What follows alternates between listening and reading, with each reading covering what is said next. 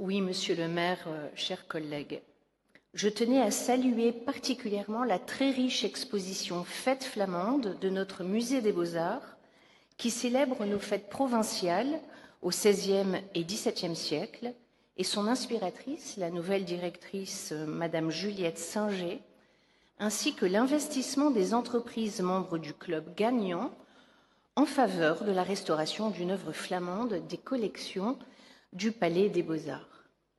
Cette exposition est d'autant plus intéressante et opportune qu'elle vient enraciner l'île 3000, généralement perçue comme élitiste, dans la culture séculaire et populaire de notre capitale des Flandres.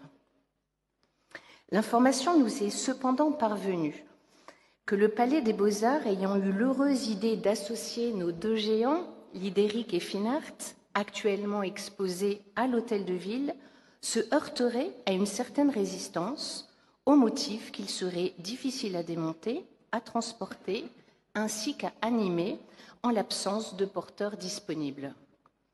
Rappelons-le pourtant, nos deux géants, apparus pour la première fois lors d'une procession en 1565, ont été reconstruits en 1999 par Stéphane de Laurence après un incendie criminel survenu 4 ans auparavant. L'artiste a alors opté pour un retour à la structure d'origine en osier, en créant des personnages de 6,5 mètres de haut qui se déplacent, prévus pour être portés par 6 à 8 porteurs chacun.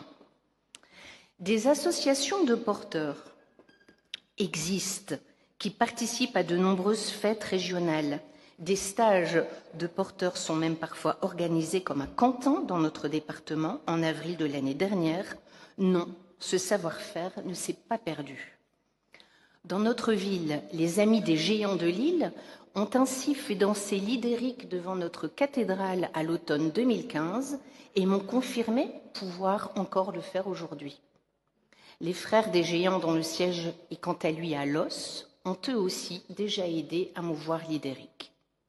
Nul doute, par ailleurs, que nos agents du centre technique municipal, dont la compétence est reconnue, n'auraient aucun mal à les démonter aujourd'hui, comme autrefois, prenant en outre un réel plaisir à être associés à la réalisation d'un projet joyeux et fédérateur. Lidéric, rappelons-le, incarne la vertu, c'est-à-dire le courage, la justice, le combat, pour le bien face à la figure du mal. Quel plus beau message que le sien en nos temps incertains. Nos géants trouveraient une place idéale dans le grand atrium du Palais des Beaux-Arts, infiniment mieux mis en valeur qu'ils ne le sont actuellement, un peu relégués dans un couloir peu fréquenté de notre hôtel de ville. Alors, Madame l'adjointe, Monsieur le maire, une fois n'est pas coutume, dites-moi oui. Offrez aux Lillois l'heureuse conjonction de l'événement, de l'académique et du populaire. La culture du peuple, des cortèges, des figures lointaines et légendaires, des carnavals et des parades égales en dignité les chefs-d'œuvre accrochés aux cimaises, singulièrement lorsque leurs auteurs ont pris le peuple flamand comme source d'inspiration. Je vous remercie.